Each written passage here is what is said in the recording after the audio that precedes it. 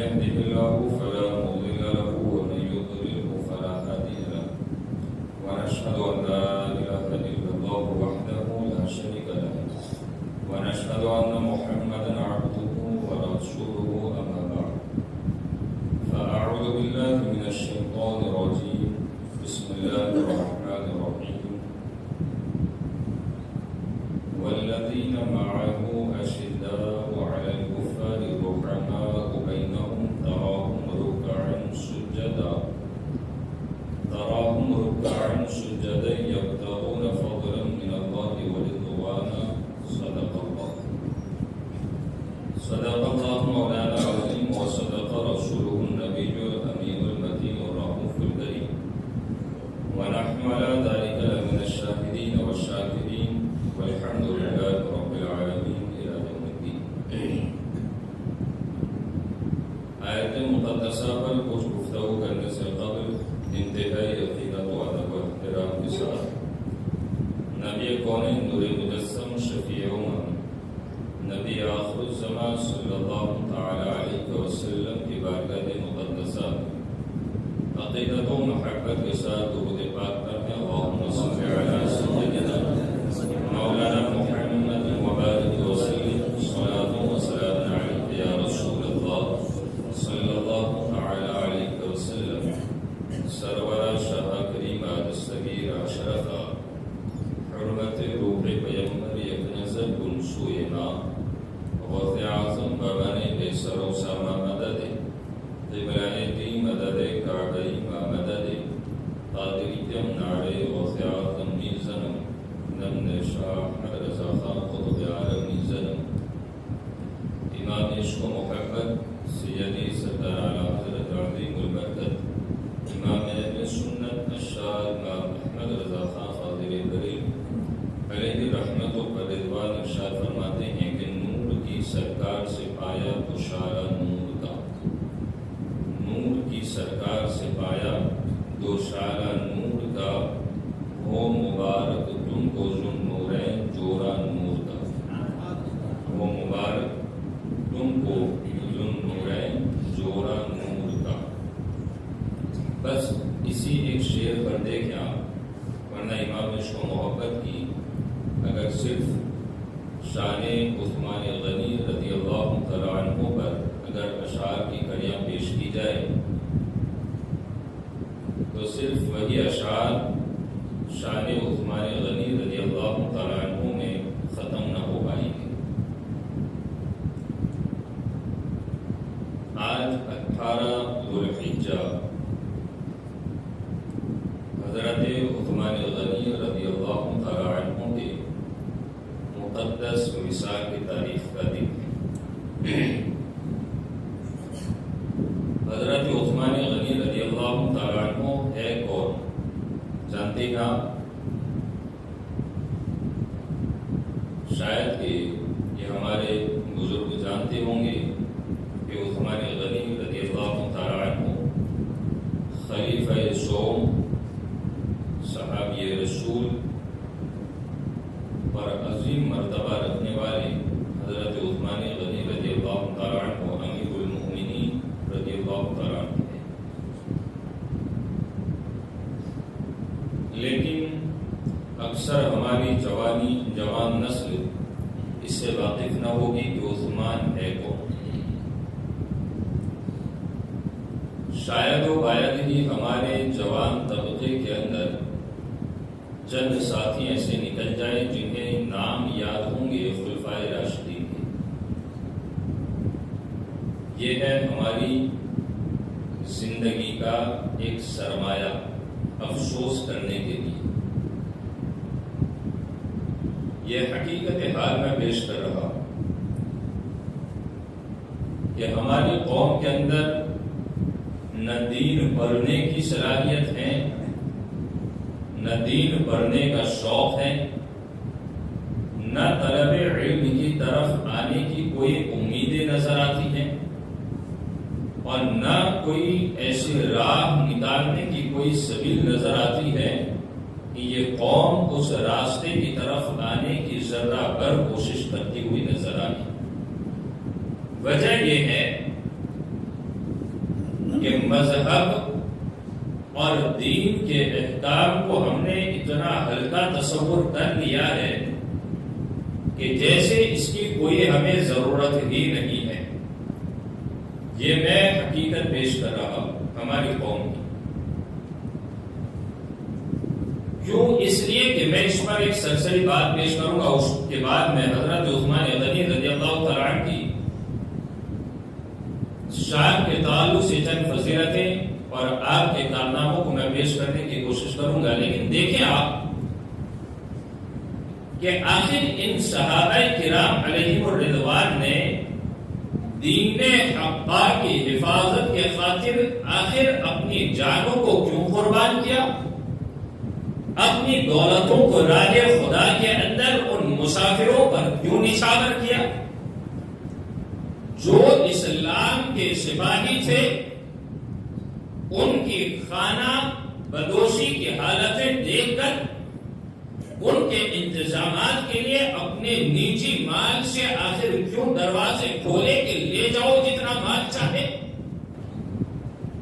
آخر کوئی ایک تصور تو ہوگا، وجہ تو ہوگی، ایک نقطہ تو ہوگا، ایک ٹارگیٹ ہوگا ان کا کہ اگر آج ہم نے اپنے مال کے دروازوں کو دین اسلام کی بقا اور حقانیت کو لوگوں تک پہنچانے کے لیے اگر مال کے دہانوں کو نہ کھولا تو پھر یہ دین پر مرنے والے باقی نہ رہیں گے بلکہ دین مر جائے گا.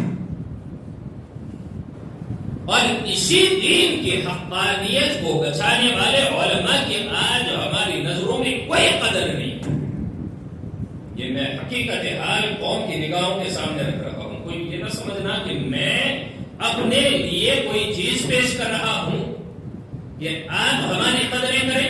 نہیں، کوئی ضرورت نہیں ہے، بلکہ ہم اس آیت کریمہ پر مکمل ایمان رکھتے ہیں کہ ان الذین آمنوا وعملوا الصالحات سيجعل لهم الرحمن ودا.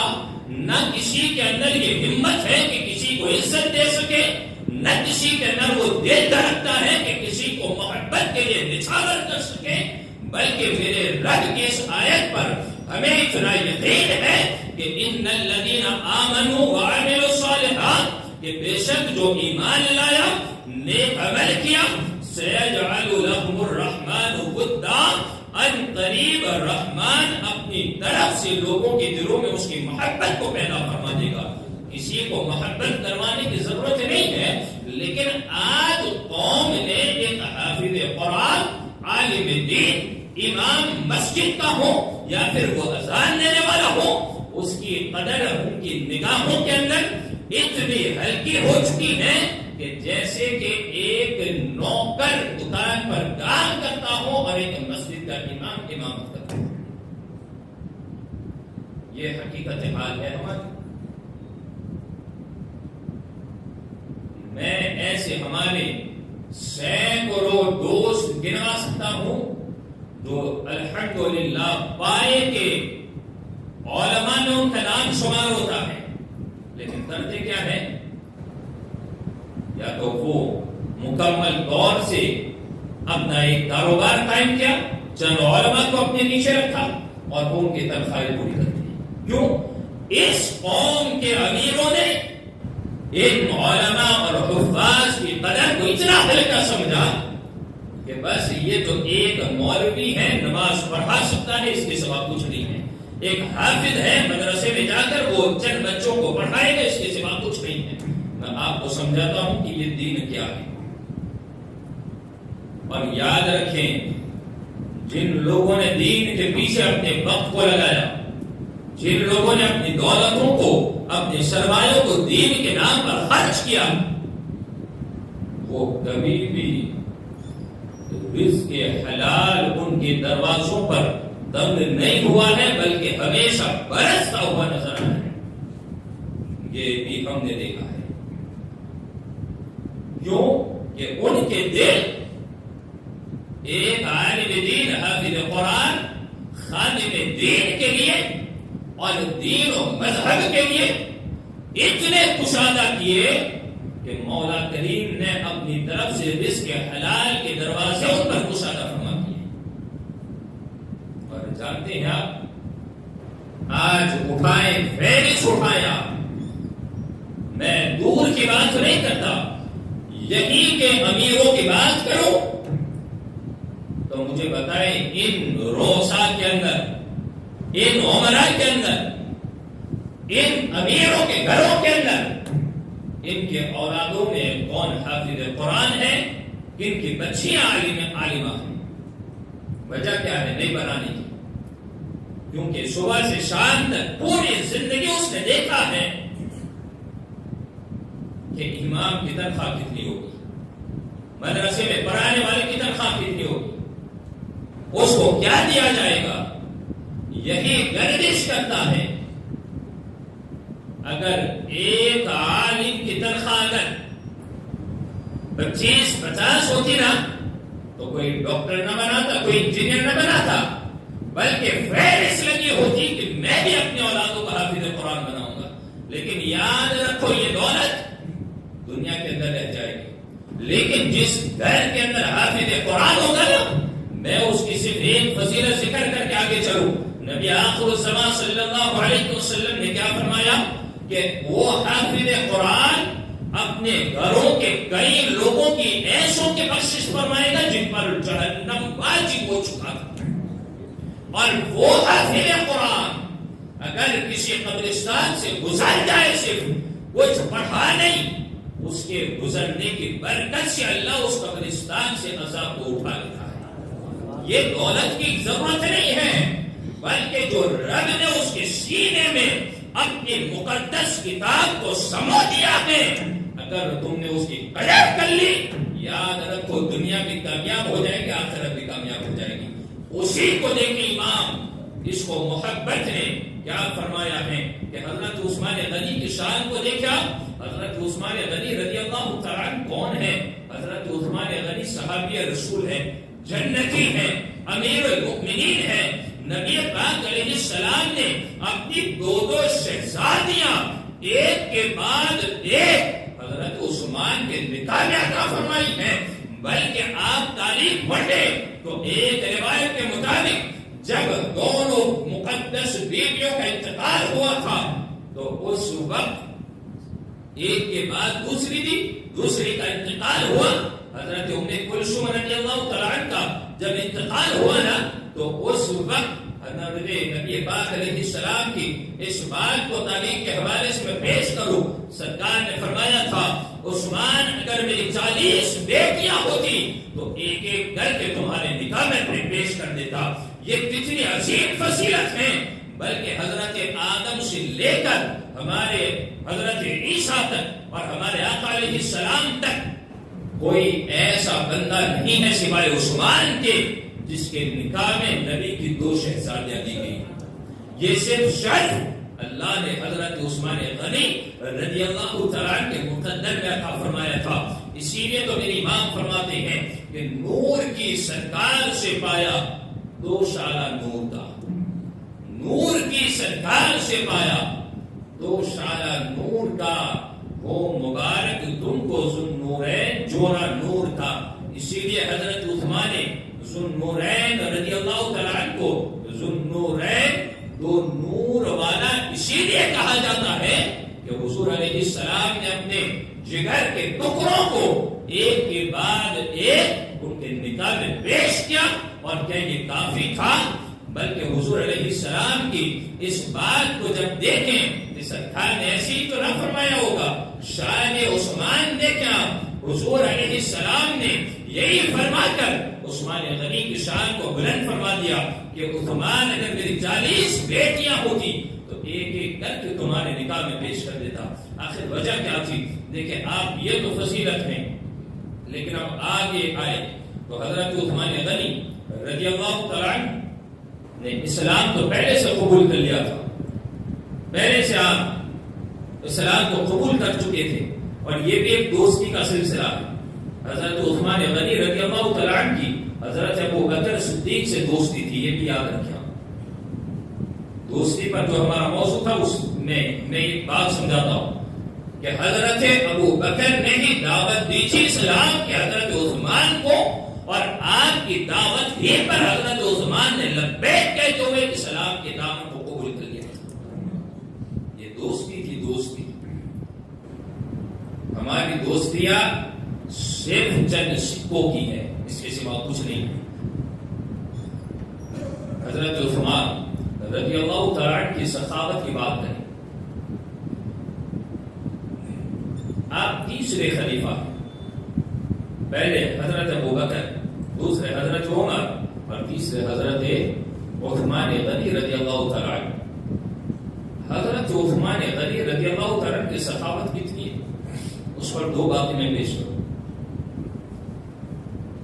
جس وقت غزوہ تبوک کا موقع تھا،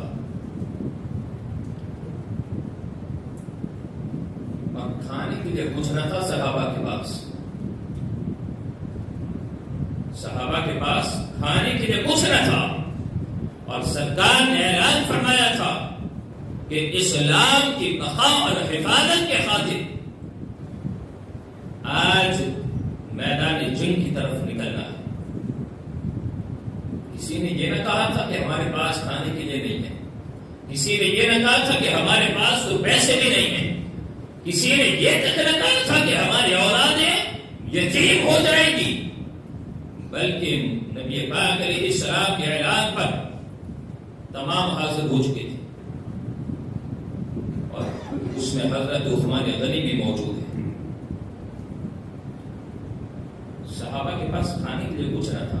میں اس کو تفصیل لمبا نہ کروں گا، صرف چند باتیں میں پیش کروں گا اس تعلق سے کہ قوم اگر کامیاب ہونا چاہتی ہے نا تو دین کی قدر کرے. دین کی حفاظت کی ذمہ داری ہر ایک کے سر کے اوپر ہے. ایسا نہیں ہے کہ جو مسجد کا امام ہو وہی ذمہ دار، ادارے کی مسجد پر بیٹھ کر عالم بناتا ہو وہی ذمہ دار. ایسا نہیں ہے، بلکہ اس قوم کو اتنی مردہ تصور لوگوں نے کر لیا ہے کیونکہ اس قوم کو اپنے رہبروں کی داستان معلوم نہیں ہے. کوئی مجھے بتائیں کہ عثمان غنی رضی اللہ تعالیٰ نے کتنے سال حکومت کی؟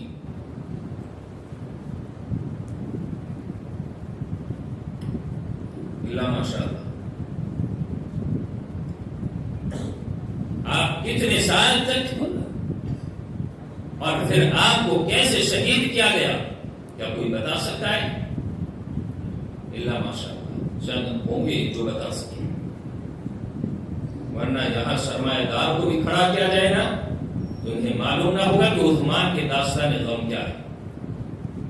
بلکہ اس پر جب احد پہاڑ کے اوپر حضرت نبی پاک صلی اللہ تعالی علیہ وسلم اور ایک طرف حضرت ابوبکر ہیں اور ایک طرف حضرت عمر ہیں اور ساتھ میں حضرت عثمان بھی ہیں، اور احد خوشی کے مارے جھوم رہا تھا، تو اس وقت سرکار صلی اللہ علیہ وسلم نے احد کو یہی کہا تھا، احد کیا تجھے معلوم نہیں ہے کہ تیرے سینے کے اوپر ایک نبی ہے، ایک صدیق ہے اور دو شہید ہیں. شہادت کی خبر حضور علیہ السلام نے حضرت عثمان غنی فاروق اعظم کے تعلق سے بعد سو زمانے پہلے عطا کی جب یہ حیات مبارکہ میں، اور عثمان غنی کو معلوم تھا کہ میں شہید کیا جاؤں گا، لیکن اس کے باوجود آپ نے اپنے آپ کو دور نہ کیا کہ میں شہادت کا جام نہ پیوں اور کہیں اور چلا جاؤں، اسلام کی خدمتوں کو ترک کر کے میں کہیں اور ویران جگہوں پر چلا جاؤں اور اپنی جان کی حفاظت کروں. بلکہ حضرت عثمان غنی رضی اللہ تعالی عنہ نے جب اسلام کے خاطر جب مال قربان کرنے کی بات آئی، حضور علیہ السلام نے صحابہ سے فرمایا، صحابہ فکر کرنے کی ضرورت نہیں ہے، شام ہوتے ہوتے رزق تمہارے پاس پہنچ جائے گا. یہ غیب کی خبر بتا رہے تھے. آقا بیٹھے کہاں ہیں؟ صحابہ کے درمیان. عثمان غنی بھی آپ کے ساتھ ہیں، اور فرمایا کیا کہ شام ہوتے ہوتے رزق تمہارے تک پہنچ جائے گا، فکر نہ کرو. کیونکہ اس طرف کفار خوشی منا رہے تھے اور صحابہ کا مذاق اڑایا جا رہا تھا کہ ان کے پاس تو کھانے کے لیے بھی کچھ نہیں ہے اور یہ جنگ کے لیے چلے آئے اور ان کے پاس تو کچھ نہیں ہے، چلو آج موقع ہے کہ ان کی ہنسی بھی اڑائی جائے اور ان کی گردنیں بھی ماری جائے. لیکن غیب کی خبر دینے والا کوئی اور نہ تھا. یہاں پر ایک نقطہ میں پیش کرتا ہوں کہ ایمان کی کاملیت کے لیے، ایمان کے مکمل ہونے کے لیے یہ عقیدہ رکھنا ضروری ہے کہ نبی پاک علیہ السلام کو اللہ نے تمام چیزوں کا علم عطا فرمایا ہے. غیب کی خبروں پر آقا آگاہ ہیں کیونکہ رب نے انہیں آگاہیت عطا فرمائی ہے. آقا نے فرمایا صحابہ فکر نہ کریں، شام ہوتے ہوتے رزق تمہارے پاس پہنچ جائے گا. صحابہ نے اب تسلی سے بیٹھ گئے، دل اطمینان کے ساتھ ہیں. اب ادھر سے 7 اونٹ سامان کے ساتھ کھانے پینے کے ساتھ بارگاہ رسالت میں پیش کیے گئے. شام ہوتے ہوتے نبی پاک فرماتے ہیں میرے صحابہ یہ کس کی طرف سے ہے؟ حضرت عثمان غنی کا نام بارگاہ رسالت میں تو پہلے ہی موجود تھا اور حضور نے اسی لیے فرمایا تھا کیونکہ سرکار جانتے تھے کہ یہ خدمت کوئی کرنے والا ہے تو وہ عثمان کے ساتھ ہے. اور سرکار علیہ السلام پھر پوچھتے ہیں کہ کس کی طرف سے ہیں؟ صحابہ جو لے کر آئے تھے نا فرماتے ہیں یا رسول اللہ عثمان غنی نے آپ کو یہ 7 اونٹ سازو سامان کے ساتھ کھانے پینے کے ساتھ آپ کو تحفے میں پیش کیے ہیں. اب اس پر صحابہ کرام رضوان اللہ تعالی علیہم اجمعین نے یہ تو کہہ دیا کہ سرکار عثمان غنی نے آپ کی بارگاہ میں پیش کیا ہے. سرکار کیا فرماتے ہیں دیکھا، اور جو بندہ راہ خدا کے اندر خرچ کرتا ہے نا وہ رائے گا نہیں جاتے، دکھانے کے لیے نہیں. عثمان اگر چاہتے تو وہیں پر کھڑے ہو جاتے یا رسول اللہ ساتھ میری طرف سے ہے، کیوں دوسرے صحابی کے ہاتھ سے بھیجا؟ دکھانا نہ مقصود تھا بلکہ سرکار علیہ السلام کے زبان رسالت سے یہ خوشخبری سننی تھی. آقا کائنات علیہ السلام نے فرمایا، بلکہ صحابہ فرماتے ہیں کہ حضور علیہ السلام کو اس وقت جو دعا کرتے دیکھا اس سے پہلے ہمیں دعا کرتے ایسی حالت میں نہ دیکھا تھا. حضور علیہ السلام کھڑے ہوئے اور اپنے ہاتھوں کو اتنا بلند کیا کہ آپ کے ہاتھ سروں سے بلند ہو گئے، آپ کی بغل کی رنگت ظاہر ہو چکی تھی اور حضور نے اپنے ہاتھوں کو بلند کیا سر سے اوپر اور دعا فرماتی ہے مولا میں عثمان سے راضی ہوں، مولا تو بھی عثمان سے راضی ہو جا، تو بھی عثمان سے راضی ہو جا. اور عثمان غنی سے کیسے راضی ہوئے تو دیکھیں حضرت ابو سعید خدری رضی اللہ تعالیٰ عنہ فرماتے ہیں میں نے پیارے آقا علیہ السلام کو دیکھا، آپ صلی اللہ علیہ وسلم رات بھر حضرت عثمان غنی کے لیے یہ دعا کرتے ہیں اے اللہ میں عثمان سے راضی ہوں تو بھی عثمان سے راضی ہو جا، ایسی دعا کرتے ہیں. تو پھر امام اس کو محبت فرماتے ہیں خدا کی رضا چاہتے ہیں دو عالم، خدا کی رضا چاہتے ہیں دو عالم، خدا چاہتا ہے رضا محمد. خدا کس کی رضا چاہتا ہے؟ مصطفیٰ کریم کی. اگر ان کی رضا حاصل ہو گئی تو پھر رب بھی راضی، دنیا بھی راضی، آخرت بھی کامیاب. اب عثمان غنی کے لیے یہ تو کافی تھا کہ بشارت دے دی گئی کہ عثمان سے میں راضی ہوں، مولا تو بھی راضی ہو جا. جس سے مصطفیٰ راضی ہو رب اس سے راضی بھی ہو جاتا ہے، ناراض نہیں ہوتا ہے. یہ دعوت فکر دینا تھا. لیکن اب آئے پلٹ کر کہ عثمان غنی رضی اللہ تعالیٰ عنہ کی وہ سخاوت بھی ہمیں یاد ہونی چاہیے کہ حضرت عثمان غنی رضی اللہ تعالیٰ عنہ کو اللہ نے وہ کمال عطا فرمایا ہے، وہ سخاوت کا ذریعہ عطا فرمایا تھا کہ عثمان غنی رضی اللہ تعالیٰ عنہ کی بارگاہ کے اندر جب یہ بات آئی تھی کہ مکہ معظمہ سے نکل کر مدینہ منورہ کی جب ہجرت کی بات آئی ہے تو حضرت عثمان غنی 2 ہجرت والے نے یہ بھی یاد رکھے، ایک ہجرت حبشہ کی طرف فرمائی ہے اور دوسری ہجرت مدینہ شریف کی طرف فرمائی ہے. 2 ہجرتوں والے ہیں. حضرت عثمان غنی رضی اللہ تعالیٰ عنہ کے کانوں تک جب یہ بات پہنچی تھی کہ مدینہ منورہ کے اندر صرف ایک کنواں ایسا ہے جس کا پانی میٹھا ہے، اس کے سوا تمام پانی وہ کھارا پانی ہے. کنویں تو ہیں لیکن تمام کا پانی کھارا ہے. عثمان غنی رضی اللہ تعالیٰ عنہ نے وہ حصہ بھی لیا تھا کہ جب نبی پاک علیہ السلام نے جنت کی بشارت عطا فرمائی تھی کہ ہے کوئی آج مجھ سے جنت خرید لے، تو پہلے تو جنت خرید چکے تھے، اب دوبارہ جنت خریدنے کا موقع آیا تو حضرت عثمان غنی کھڑے ہوتے ہیں، اور یہودی کا وہ کنواں تھا، یہودی کو آپ نے کئی ہزار اشرفیاں عطا فرمائی، اور آپ نے اشرفیاں دے کر یہ طے کیا تھا کہ ایک دن صحابہ پیئیں گے، مومنین کے لیے ہوگا، اور ایک دن تمہارا ہوگا، آدھا آدھا بینک بانٹ لیا۔ اب دیکھیں صحابہ کا جو دن ہوتا وہ 2 دن کا پانی بھر لیتے، یہودی نے یہ گمان کیا کہ میرا پانی تو دکھے گا نہیں، اب میں کیا کروں گا، تو پھر اس کے بعد وہ آدھا کنواں بھی حضرت عثمان غنی نے پھر چند اشرفیاں دے کر اسے خرید لیا۔ جب خریداری کر لی، یہ بیر روما جس کو کہا جاتا ہے، اور آج مدینہ شریف سے 4 کلومیٹر کی دوری کے اوپر وہ بیر عثمان کے نام سے مشہور ہے۔ حضرت عثمان غنی نے جب وہ خریدا تو پھر یہ نہیں کہا تھا کہ آج سے میں اس کا مالک ہوں، بلکہ بارگاہ رسالت میں آ کر یوں زانوئے ادب طے کیا اور فرمایا یا رسول اللہ، بیر روما آج سے میں وقف کرتا ہوں آپ کی بارگاہ کے اندر۔ اس وقت سرکار صلی اللہ علیہ وسلم نے فرمایا عثمان تم جنتی ہو، جنت تم نے خریدی تھی۔ یہ تو 1-2 بار ہوئی، اب دیکھے پلٹ کر آئے حضرت عثمان غنی رضی اللہ تعالیٰ کی صرف 2 سخاوتوں کو میں نے ذکر کیا، اور حیا کیسی تھی، حیا کا تو پوچھے مت، خود عائشہ صدیقہ رضی اللہ تعالیٰ عنہ فرماتی ہیں کہ سرکار صلی اللہ علیہ وسلم اپنے بستر ناز پر آرام فرما رہے تھے، ران سے یا کنڈلی سے آپ کا کپڑا ہٹا ہوا تھا، اور کنڈلی پر دستک دی تو ابو بکر تھے، نبی پاک علیہ السلام اپنے بستر پر ایسے ہی آرام کر رہی ہیں،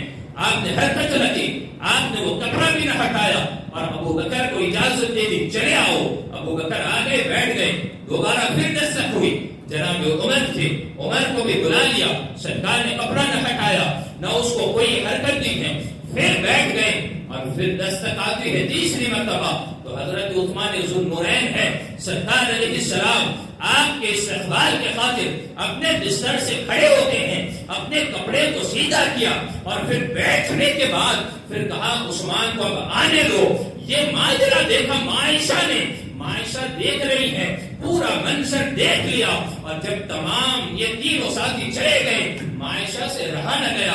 عائشہ پوچھتی ہے میرے سرکار خاتم النبی کی ذرا بتائے تو صحیح، میرے باپ جناب ابو بکر آئے تو آپ آرام سے لیٹے رہے، نہ بگڑی نہ ران سے کپڑے کو سمیٹا، سرکار جب عمر آئے تو آپ ویسے ہی لیٹے رہے، اور جب عثمان آئے تو آپ پہلے بیٹھ گئے، کپڑا درست کیا، سرکار بتائے تو صحیح وجہ کیا تھی۔ اب ذرا الفاظ سنیں، آقا کائنات علیہ السلام فرماتے ہیں میں اس سے حیا کیوں نہ کروں جس کو دیکھ کر فرشتے حیا کرتے ہیں۔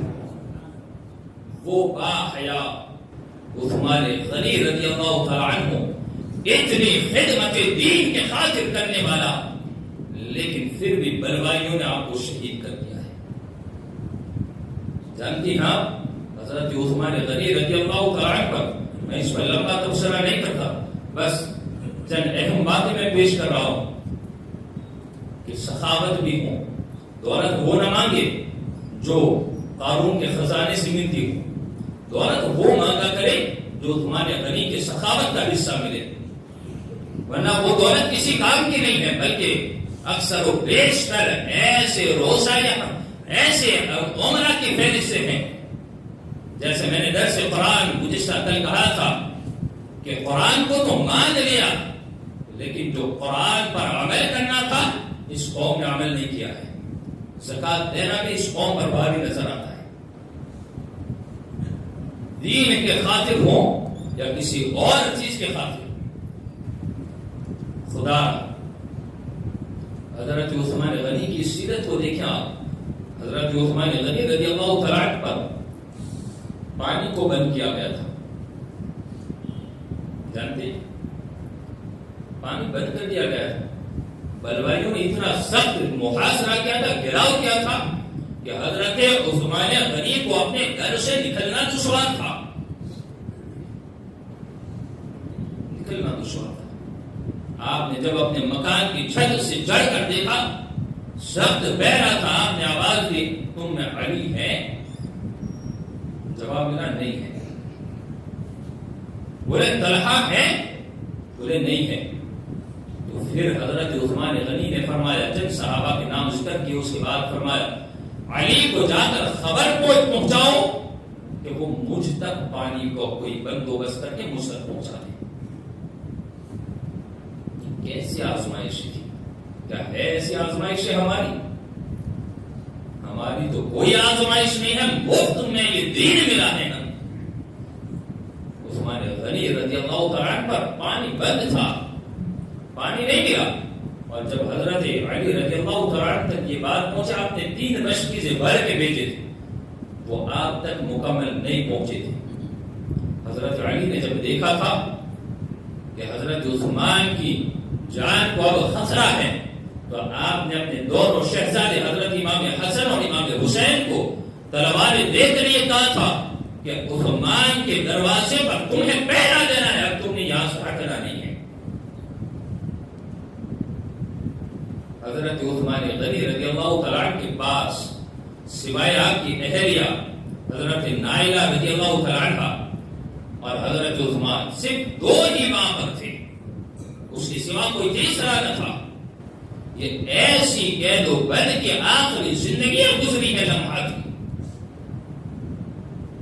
لیکن آپ نے زبان پر شکوہ و شکایت نہیں لائی کہ مولا میں نے دین کے خاطر یہ کیا, میں نے یہ سب کیا, پھر بھی یہ کیوں؟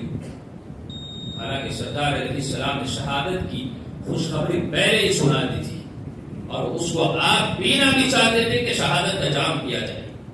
اور پھر جب حضرت عثمان غنی رضی اللہ تعالیٰ کو شہید کیا گیا ہے, وہ پانی بند کیا گیا تھا. آپ قرآن کریم کی تلاوت کر رہے تھے, اور جب فَسَيَكْفِيكَهُمُ اللَّهُ اس آیت کریمہ کے اوپر جب پہنچتے ہیں, اس وقت آپ کا خون بہا دیا گیا تھا. کیوں ہوا تھا, کیوں شہید کیا گیا, انشاءاللہ اس پر میں تبصرہ کروں گا, اس پر میں تاریخی حوالے اور سیرت کے حوالے سے پیش کروں گا. لیکن یاد رکھیں آپ کہ دین کے خاطر مال قربان کرنا ہو, اس میں کبھی بھی بخیلی نہ کریں.